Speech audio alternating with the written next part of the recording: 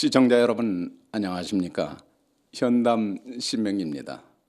오늘은 수맥 담론 그 두 번째 시간으로 터의 직위와 흥망성쇠라는 주제를 가지고 여러분과 함께 생각해보는 시간을 갖도록 하겠습니다.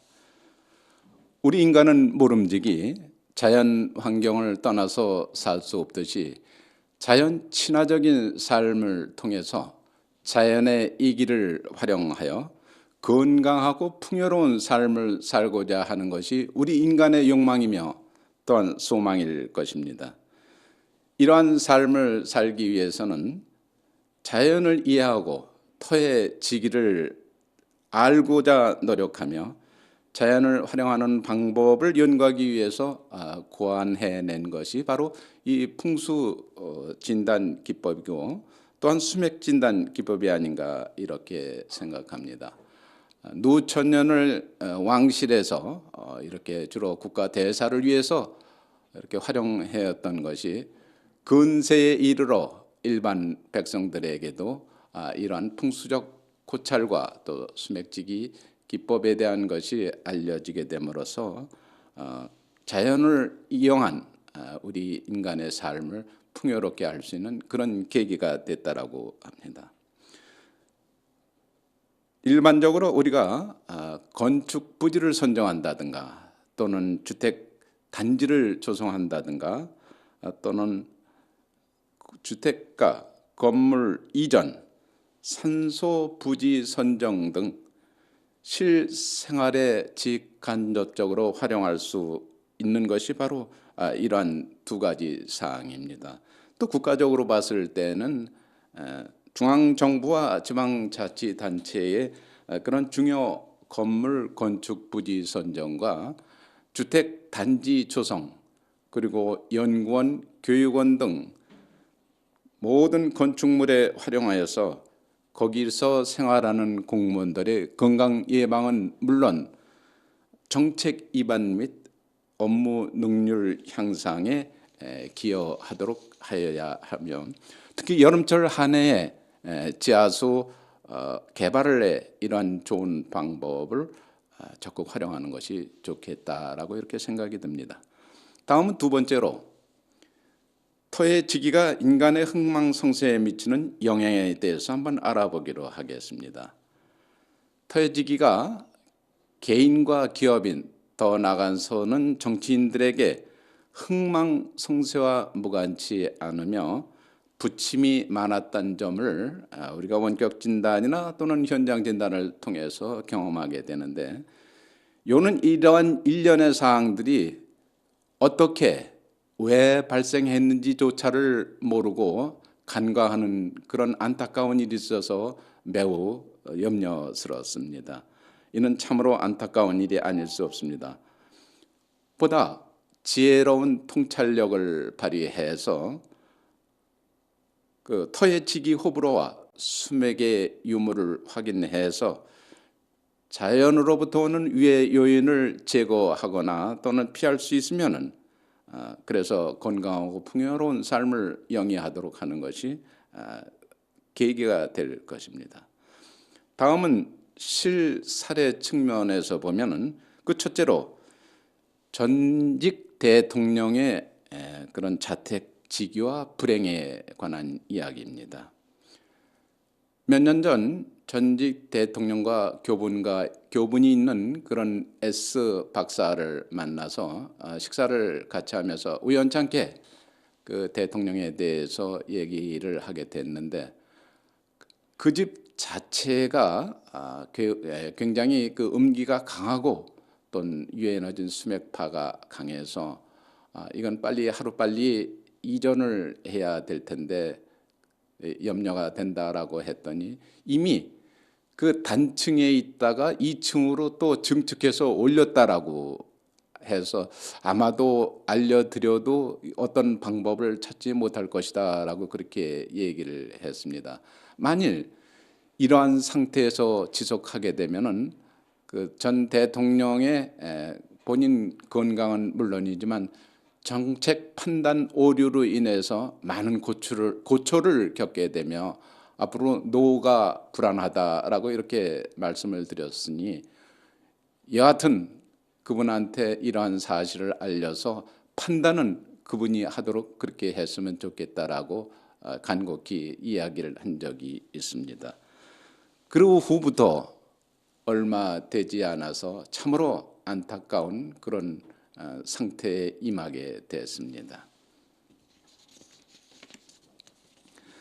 다음은 두 번째 사례로 대기업 회장 산소 직위와 불행입니다. 우리나라 재계를 주름 잡았던 총수의 그런 산소가 풍수적 고찰로 볼 때는 사신사를 비롯해서 안산, 주산 등 그야말로 나무랄 것이 없는 그런 명당으로 판단이 되었을 텐데도 불구하고 그도 그럴 것이 우리나라에서 거의 국사 역할을 할 만한 그런 풍수 대가가 그 점유를 했을 것으로 판단되기 때문입니다. 그런데 정작 혈자리에 강한 교차 수맥이 흘러서 용진혈적의 명당 자리로서의 제 역할을 하지 못하게 되기 때문입니다. 이러한 경우에는 그 가족들이 풍비박산이 될 염려가 있고 또한 후손들이 많은 고초를 겪게 되는 그런 사례가 빈번하게 발생하게 됩니다. 이러한 경우는 우리 개인, 그 사람의 그 개인은 물론이지만 국가적으로도 그 큰 손실이 아닐 수 없습니다. 그래서 산소 부지를 선정할 때도 마찬가지로 그 수맥 직위 진단 기법과 풍수적 고찰을 함께 이렇게 해서 접목해서 보는 것이 좋은 방법일 것이다, 이렇게 말씀드릴 수가 있습니다.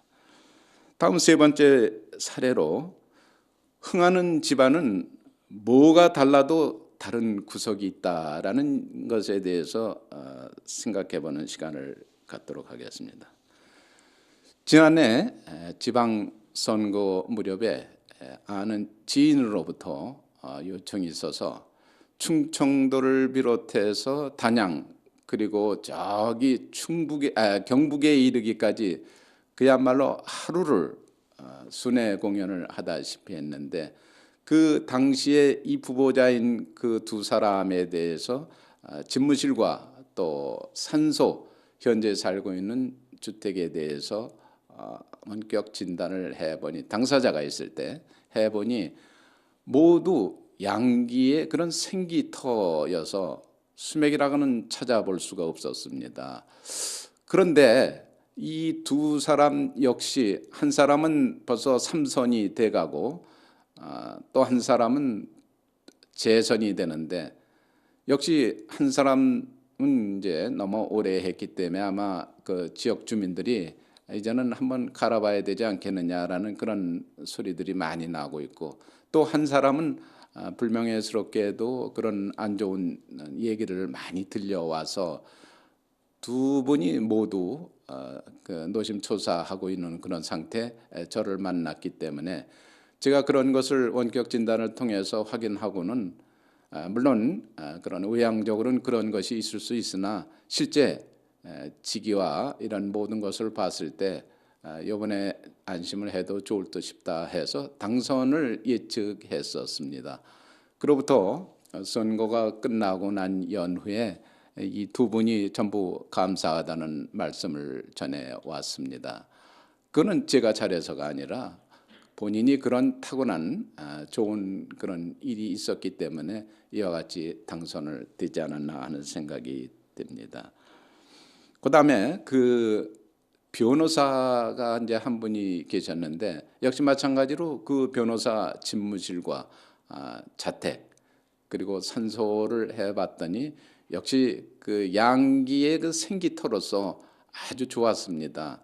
좋았기 때문에 하는 일 모두가 순조롭게 잘 진행될 뿐만 아니라 그 자제가 지금까지 그 순탄한 길을 그렇게 걸어왔고 지금 현재는 국제 변호사로서 자기 맡은 바 일을 아주 충실히 잘 하고 있다라고 해서 저 또한 아주 마음이 흡족했습니다.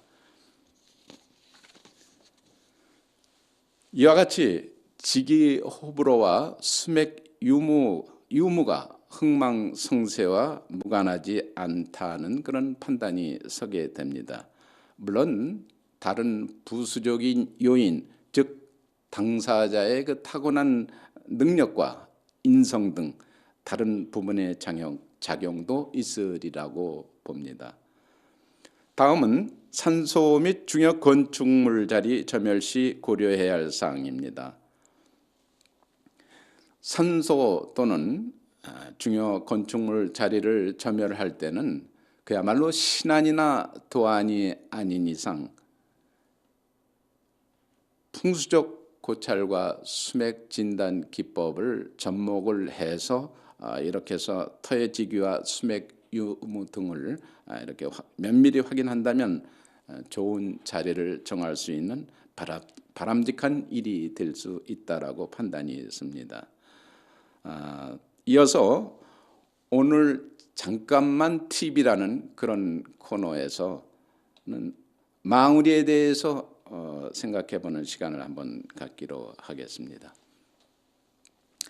태조 이성계가 이제 자기가 나이도 많이 먹고 노후가 됐으니 이제 내 음택, 사후에 내가 기거해야 될 그 음택을 장만해야 되겠다 해서 마침 국사인 무학대사를 같이 대동해서 서울로 왔는데 망우리를 바로 지나자마자 무학대사가 한번 그 동군홍을 이렇게 보고 내령과 안산, 주산 등 사신사를 한번 보니 이것도 굉장히 수려하고 이 자리가 괜찮겠다 싶어서 태조한테 이 말씀을 드렸더니 나 역시 여기 보니까 괜찮고 좋은 듯하다 해서 그러면 여기서 정하자라고 이렇게 하고는 이제 내 음택 자리도 정했으니 이제 마음이 홀가분하다 하고 이제 그렇게 해서 이제 망우리 그 언덕을 이제 오다가 힘드니 여기서 잠시 쉬자라고 이제 그렇게 해서 쉬고 있는데 또 태조 이성계가 장난기가 발동해 가지고 무학이 자네는 어째 그 두상과 관상이 꼭 돼지 모양 그렇게 생겼느냐라고 그렇게 얘기를 하니까 그러십니까?